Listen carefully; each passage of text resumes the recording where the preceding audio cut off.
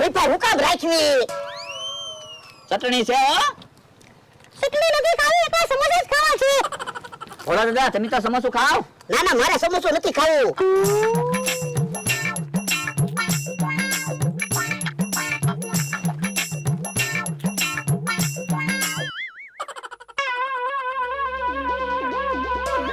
કોણ મહેમાન છે? એ મારા માણાના કાકા છે, અરજણભાઈ. ઠીક, કેમ છો અર્જણ કાકા? બસ મજામાં.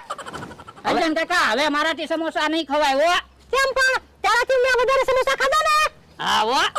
હવે સમોસા ખાવા છે? નહીં. ભોળા દાદા તો પૈસા આપી દો, 9 સમોસા છે.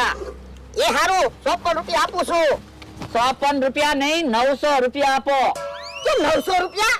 એક સમોસાના 100 રૂપિયા, 9 સમોસાના 900 રૂપિયા. હે, હું તો 100 રૂપિયા સમજો તો. 100 રૂપિયા નહીં, એક સમોસાના 100